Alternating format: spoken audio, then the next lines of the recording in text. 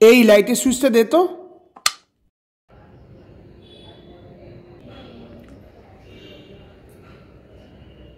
এই ঠিক আছে, চল চল চল, শুরু কর তো তোরা। তুমি না থাকলে আমার পৃথিবীটা পুরোটাই অন্ধকার প্রিয়তমা।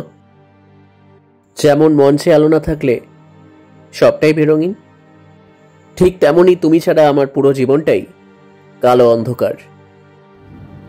আলো তো আছেই, শুধু তুমিই হয়তো ঠিক করে দেখতে পাচ্ছ না। চারিদিকে অন্ধকার দেখছো, আর আমিও কোনোদিন হয়তো এই অন্ধকারের মধ্যে মিশে হারিয়ে যাব। তোমাকে ছাড়া আমি যে নিঃস্ব, একদম নিঃস্ব। স্টপ! তোদের এক্সপ্রেশনগুলো ঠিকঠাক হলো না। আরে বাবা, ক্যারেক্টারটা একটু বোস তোরা। তোর মুখে যে এক্সপ্রেশনগুলো দিচ্ছিস মনে হচ্ছে দুদিন খেতে পাসনি। আর তুই তোর ডায়লগ মারলে শুধু হবে? আরে বাবা, ক্যারেক্টারটাকে একটু ফিল কর, বোঝ এদের একটা আরজি আছে, এদের একটা ক্রাইসিস আছে। দুজন মিলে ওরকমভাবে তাকিয়ে রয়েছিস, একজন সামনের দিকে একজন ওর দিকে। তাছাড়া ব্যাপারটাকে একটু পুরো ডাল লাগছে, পুরো ডাল লাগছে একদম। কিন্তু রোহন, ক্যারেক্টারটা তো একটু ধীর, ও তো আর চিৎকার করে প্রেম প্রকাশ করবে না।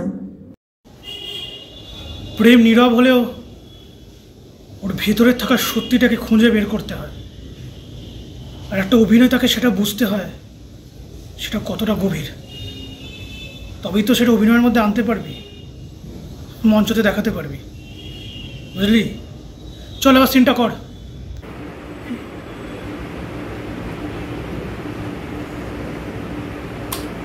আমি জানি তুমি আমাকে ভালোবাসো, কিন্তু কেন তুমি তা স্বীকার করো না?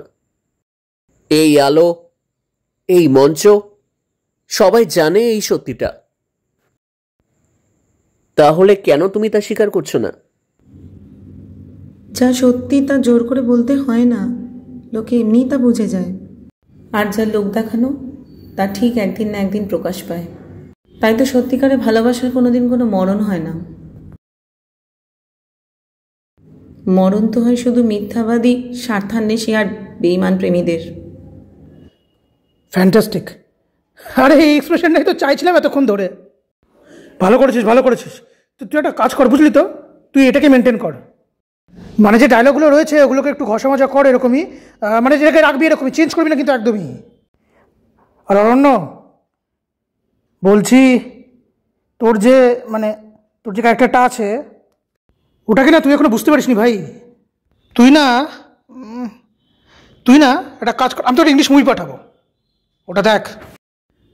মনে হয় ওটা দেখলে তোর ব্রিফ করতে বেশ সুবিধা হবে। তুই এক কাজ কর, আমি রাতে পাচ্ছি, ওটা দেখ। আর একটু মন দে ভাই, খুব অন্যমনস্ক কিন্তু।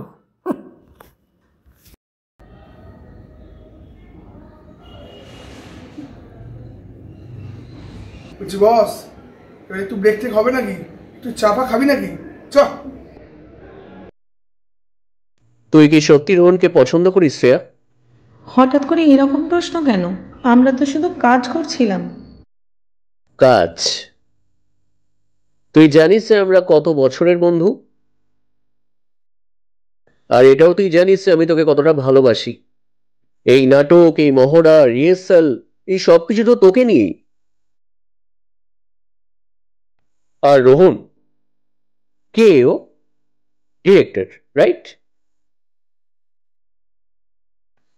তুই কেমন যেন আজকাল অন্যমনস্ক হয়ে থাকিস। তোর সাথে কি রোহনের বন্ডিংটা? বন্ডিং? রোহন আমাকে বুঝতে পারে অরণ্য, ও বুঝতে পারে আমি কি চাই, আমি কিভাবে অ্যাক্টিং করতে চাই। আর তুই তো শুধু আমাকে ফ্রেমে বন্দি করে রাখতে চাস। ফ্রেম? শ্রেয়া, আমি তোকে তোর স্বপ্নের পথের দিকে এগিয়ে নিয়ে যেতে চাই, বুঝলি? তোকে নায়িকা বানাতে চাই।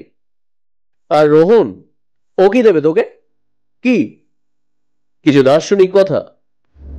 রোহন আমাকে নতুন করে ভাবতে শিখিয়েছে, জীবনের অর্থ, শিল্পের অর্থ। আর তুই তো শুধু হিসেব করে চলিস। ভালোবাসা কি হিসেব করে হয় অরণ্য? বাজে কথা বলিস না তো শ্রেয়া। জীবনে না এসব সেন্টিমেন্ট দিয়ে কোনো কাজ হয় না, এসব সেন্টিমেন্টের কোনো জায়গা নেই। এই আমি কি চেয়েছি রে? হ্যাঁ, তোকে তোর ওই বেরঙিন লাইফস্টাইল থেকে বের করতে চাইছি, তোকে একটা রঙিন দুনিয়ায় আনতে চেয়েছি, আমি তোকে নিজের মতো করে সাজাতে চেয়েছি।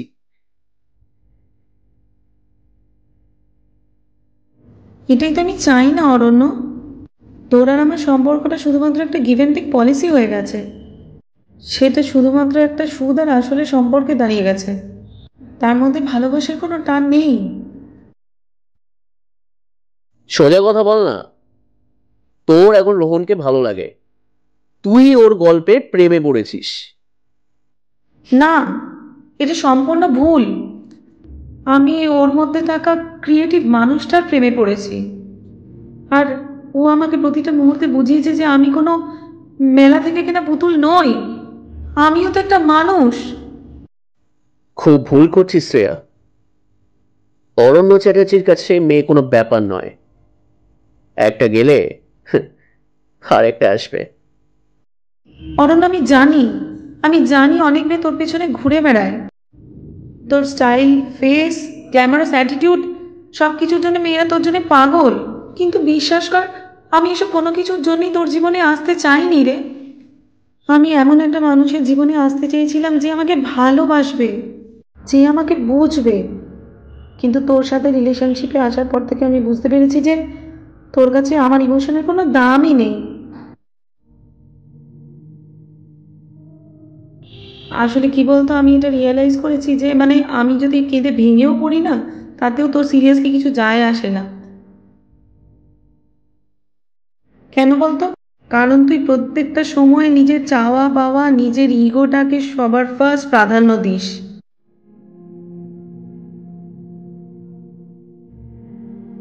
আমি কি মনে করি, আমি কি ফিল করি, তুই কোনোদিন দাম দিয়েছিস এগুলোর?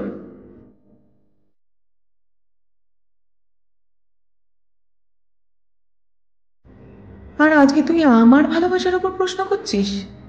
আমি আমি তো শুধু চেয়েছিলাম এমন একটা মানুষ, যে মানুষটা আমাকে বুঝবে, যে মানুষটা আমাকে ভালোবাসবে, যে মানুষটা আমাকে আগলে রাখবে, আমাকে একটু স্পেস দেবে। আর তুই, তোর কাছে তো আমার কোনো কিছুর কোনো দামই নেই। তোর লাইফে সব থেকে যদি কোনো ভ্যালুলেস পার্সন হয় না অরণ্য, সেটা মনে হয় শুধুমাত্র আমি। তুই নিজের মধ্যে এতটাই ব্যস্ত থাকিস যে আমরা দুজনে একটা সম্পর্কের মধ্যে আছি, কিন্তু এন্ড অফ দ্য ডে আমার এটাই রিয়েলাইজ হয় যে সম্পর্কটা একটা নামেই রয়েছে, আর সেটাও শুধুমাত্র আমার একার দিক থেকে। তুই তো আমাকে কোনো প্রায়োরিটিই দিসনি কোনোদিন। সব থেকে বড় কথা কি বলতো, আমার কেন জানি না মনে হচ্ছে এটা একটা একতরফা সম্পর্কের দিকে চলে যাচ্ছে রে। আর এভাবে কোনোদিন একটা একতরফা ভালোবাসাকে টিকিয়ে রাখা যায় না। আর এইভাবে আমাদের সম্পর্কটা আর কতদিন চলবে? আমার পক্ষে আর সম্ভব হবে না রে। আমার পক্ষে আর তোর সাথে সত্যিই থাকা সম্ভব হবে না।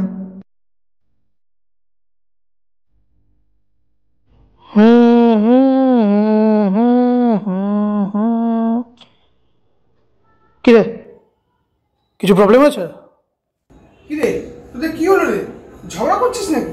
ইয়েস ইয়েস, সমস্যা আছে, সমস্যা আছে। আমি বুঝতে পারছি না যে আমরা কি এখানে নাটকের রিহার্সাল দিচ্ছি নাকি ত্রিকোণ প্রেমের গল্প তৈরি করছি, বুঝতে পারছি না।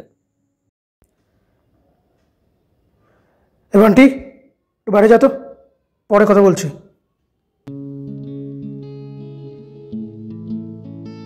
শোন অরণ্য, থিয়েটারটা জীবনেরই একটা প্রতিচ্ছবি, বুঝলি?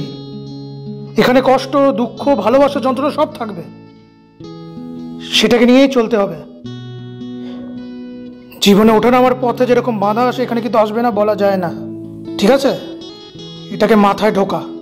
আমি আর পারছি না, আমি সত্যিই জানি না আমি কি করব। জীবনের এই নাটকটা দেখব নাকি অভিনয়টা করব। সব সময় কিন্তু মাথায় রাখবি, শিল্পীদেরকে সব প্রতিকূলতার মুখোমুখি কিন্তু হতে হয়। অভিনয়টা যেভাবে করছিস, সেই চরিত্রটার প্রতি কিন্তু তোর দায়বদ্ধতা আছে। মনে রাখিস, শিল্পীরা কিন্তু পালায় না, আর যারা পালায় তারা কিন্তু শিল্পী নয়। কি বলতে চাইছো তুমি? হ্যাঁ, তুমি কি ওকে ম্যানিপুলেট করছো? শোন, আমি শুধু ওর ভেতরে সত্যিটা জানতে চাইছি। আর তুইও তো বড় বড় কথা বলছিস কেন? হ্যাঁ, তুই তো বলিস ওকে ভালোবাসিস। হ্যাঁ, তা যখন ভালোবাসিস ভালোবাসাকে গুরুত্ব দিস। হ্যাঁ, একটা কথা মাথায় রাখিস, কিন্তু ভালোবাসলে তাকে মুক্ত করার দায়িত্বটাও কিন্তু নিজের ওপরেই থাকে। জোর করে তাকে ধরে রাখে কিন্তু কিছু হয় না। তোর কাছে ও হচ্ছে হিসেব নিকেশের অঙ্ক, যেটা কোনোদিনও মিলবে না। আর সত্যি বলছি অরণ্য, তুই যা ছেলে না, তোর মতো ছেলে কাউকে ভালোবাসতে পারে না।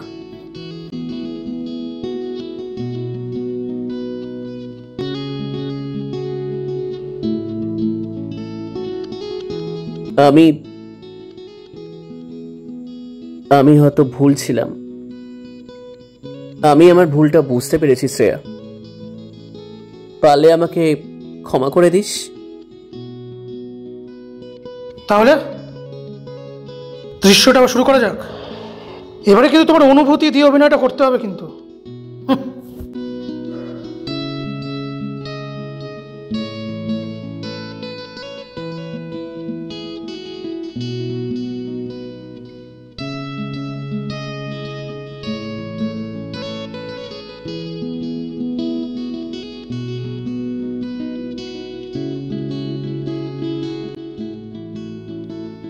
তাহলে শুরু হোক নাকি? অ্যাকশন। আলো তো থাকেই, শুধু তুমি হয়তো দেখতে পাও না।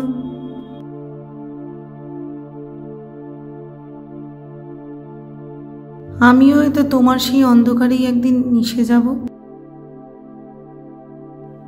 সত্যিকারের ভালোবাসা চলে গেলেও থেকেই যায়, থেকে যায় নিঃশব্দে, কারুর চোখের কোণে, কারুর বুকের গভীরে, গল্প হয়ে, ব্যথা হয়ে।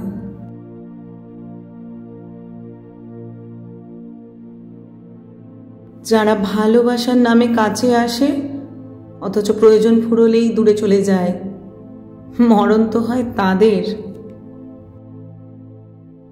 যাদের কাছে ভালোবাসা মানে নিজের ইচ্ছে, নিজের খুশি, নিজের ইগো তৃপ্তি, তারা ভালোবাসতে জানে না, তারা শুধু পেতেই চায়। তাদের ভালোবাসা মরেই যাবে,